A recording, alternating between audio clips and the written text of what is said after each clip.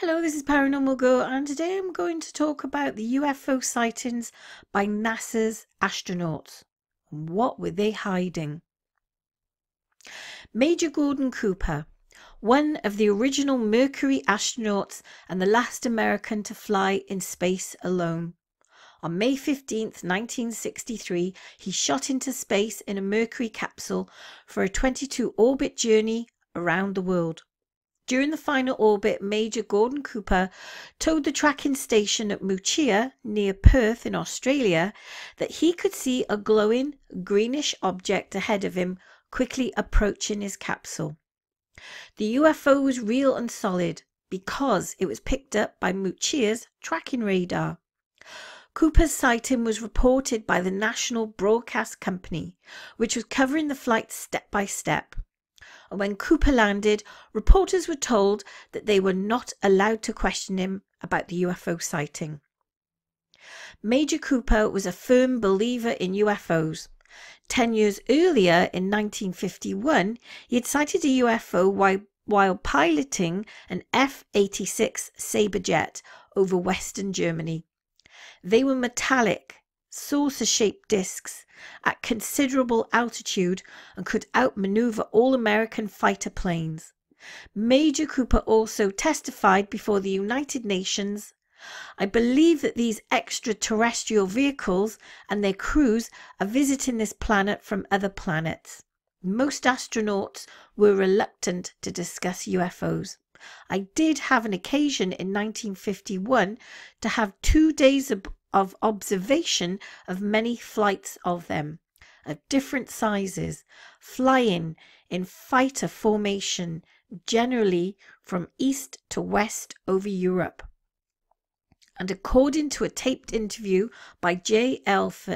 Ferrando, Major Cooper said, "For many years I've lived with the secret, in a secrecy imposed on all specialists in astronautics. I can now reveal that every day in the USA, our radar instruments capture objects of form and composition unknown to us. And there are thousands of witness reports and a quantity of documents to prove this. But nobody wants to make them public. Why? Because authority is afraid that people may think of God knows what kind of horrible invaders. So the password still is, we have to avoid panic by all means."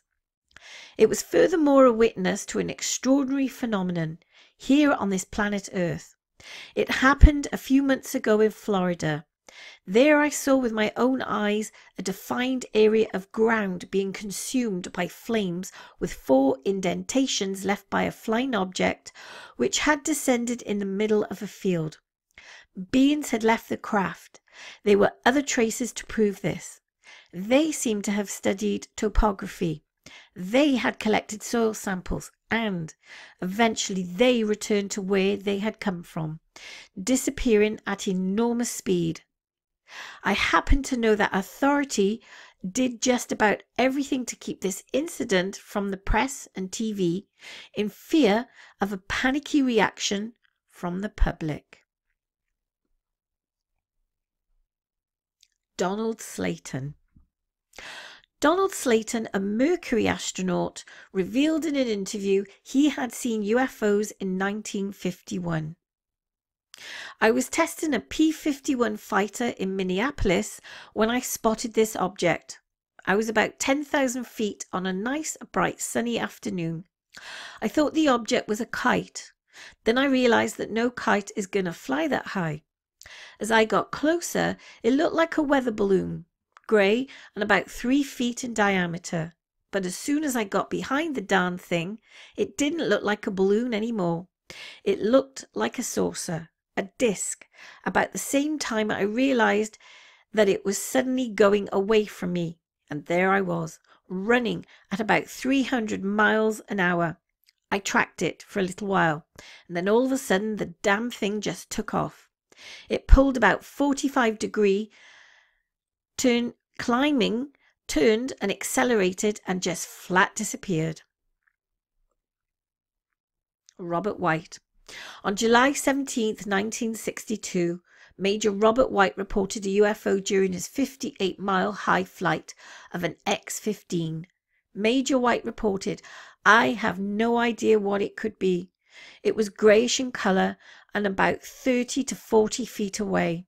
Then, according to a Time magazine article, Major White exclaimed over the radio, "There are things out there. There absolutely is." Joseph A. Walker.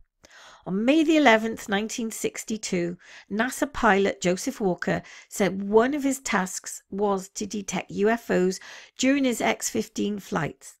He had filmed 5 or 6 UFOs during his record-breaking 50-mile high flight in April 1962. It was the second time he'd filmed UFOs in flight. During a lecture at the Second National Conference on the Peaceful Uses of Space Research in Seattle, Washington, he said, "I don't feel like speculating about them. All I know is what appeared on the film, which was developed after the flight." Joseph Walker, to date, none of those films have been released to the public for viewing. Eugene Cernan. Eugene Cernan was a commander of Apollo 17. In Los Angeles Times article in 1973, he said about UFOs, "I've been asked about UFOs, and I've said publicly I thought they were somebody else, some other civilization." Ed White and James McDivitt. In June 1965, astronauts Ed White, the first American to walk in space, and James McDivitt were passing over Hawaii in a Gemini spacecraft when they saw a weird-looking metallic object. The UFO had long arms sticking out of it, and McDivitt took pictures with a cine camera. Those pictures have never been released.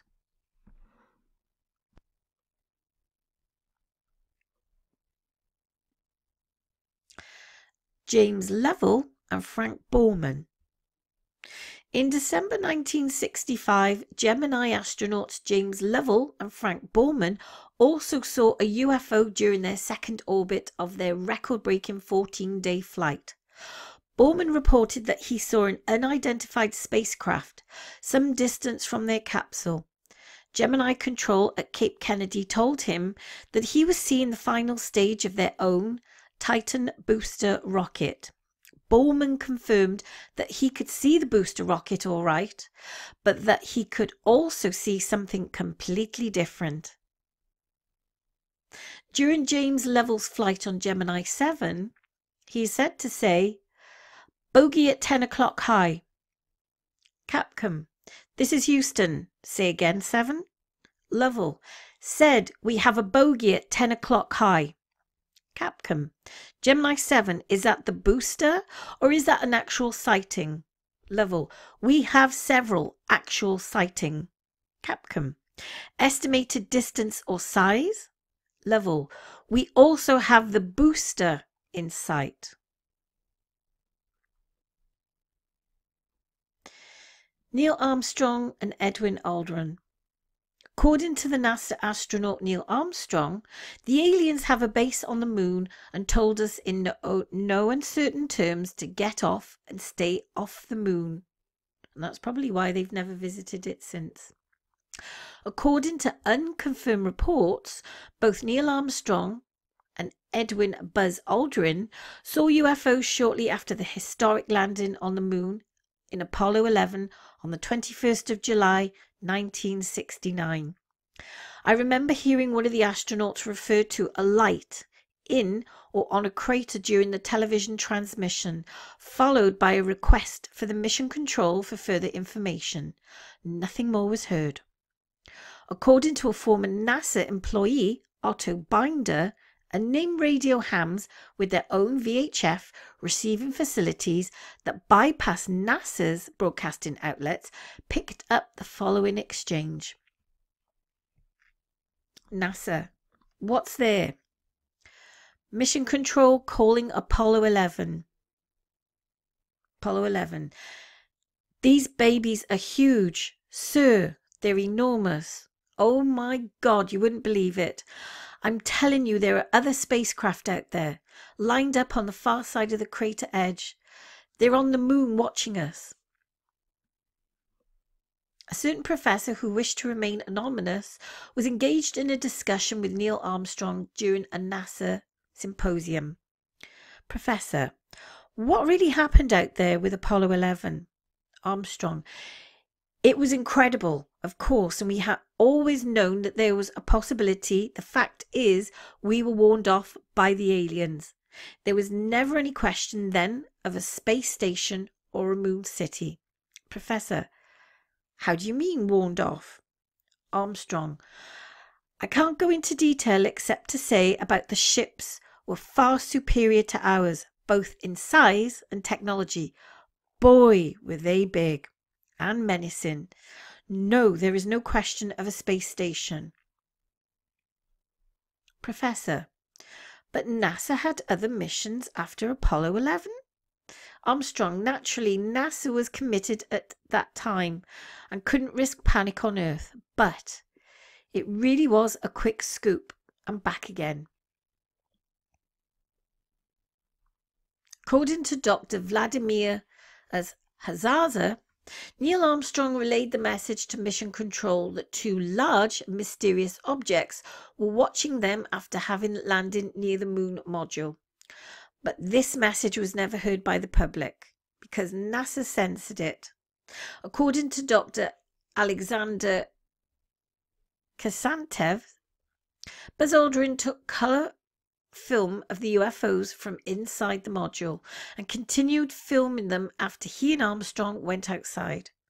Armstrong confirmed that the story was true but refused to go into further detail, beyond admitting that the CIA was behind the cover-up. And before I go any further, I will read. I found a page here that I'll leave the link in the description. It is the whole transcript of what they actually saw on Apollo 11. And it reads, what was it? What the hell was it? That's all I want to know. These babies are huge, sir. They were enormous. No, that's just field distortion. Oh God, you wouldn't believe it. What the hell is going on? What's the matter with you guys? They're here, under the surface. What's there? Malfunction. Mission Control calling Apollo 11. Roger, we're here, all three of us, but we found some visitors. Yeah, they've been here quite a while, judging by the installations. Mission Control, repeat last message. I'm telling you, there are other spacecraft out there. They're lined up in ranks on the far side of the crater edge. Repeat. Let's get that orbit scanned and head home. In 625 to the 5th auto relay set, my hands are shaking so bad. Film. Yes, the damn cameras were clicking away from up here. Did you fellas get anything? Had no film left by the time. 3 shots of the saucers or whatever they were may have fogged the film. Mission Control. This is Mission Control. Are you underway? Repeat. Are you underway? What's this uproar about UFOs? Over. They're set up down there. They're on the moon watching us. The mirrors. You set them up, didn't you? Yes, the mirrors are all in place, but whatever built those spacecraft will probably come over and pull them all out by the roots tomorrow. Makes for a very good transcript. And this was what was heard by the ham radio people at the time. This is a very interesting page. Again, I'll leave this. This is called the Apollo 11 UFO Incidents. I'll leave that link in the description for you to further read. So I'll carry on with the astronauts' sightings of the UFOs. And the next one is Maurice Shuttleworth. In 1979, Maurice Shuttleworth, former chief of NASA communication system, confirmed that Armstrong had indeed reported seeing 2 UFOs on the rim of a crater. Chatelain believes that some UFOs may come from our own solar system, specifically Titan. The encounter was common knowledge in NASA, but nobody has talked about it until now. All Apollo and Gemini flights were followed, both at a distance and sometimes also quite closely, by space vehicles of extraterrestrial origin, flying saucers or UFOs, if you want to call them that by name. Every time it occurred, the astronauts informed Mission Control, who then ordered absolute silence. I think that Walter Shearer, aboard Mercury 8, was the first of the astronauts to use the code name Santa Claus to indicate the presence of flying saucers next to space capsules. However, his announcements were barely noticed by the general public. It was a little different when James Lovell, on board the Apollo 8 command module, came out from behind the moon and said for everybody to hear, "Please be informed, there is a Santa Claus." Even though this happened on Christmas Day 1968, many people sensed hidden meaning in those words. The rumors persist. NASA may well be a civilian agency, but many of its programs are funded by defense budget, and most of the astronauts are subject to military security regulations.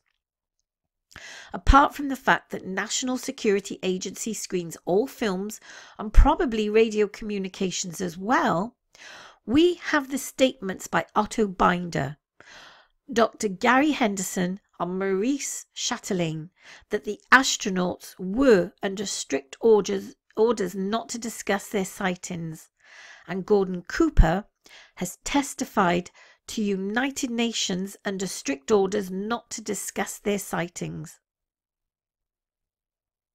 And Gordon Cooper has testified to the United Nations committee that one of the astronauts actually witnessed a UFO on the ground. If there is no secrecy, why has this sighting not been made public? Scott Carpenter, at no time when the astronauts were in space were they alone. There was constant surveillance by UFOs. So again, what is NASA hiding? Why aren't they actually telling us what they actually saw? And every time somebody has come out with a picture of a UFO on the moon, NASA will come along and airbrush it out, because I know there are people out there that do this as an actual job. There has been a few people that have come forward over the years to say that they've worked with NASA to airbrush these pictures out.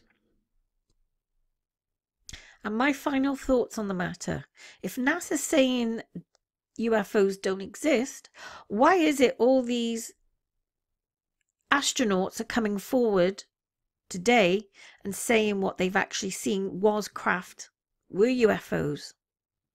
Why now, after all this time, are they saying this? I mean, it has to be true, doesn't it?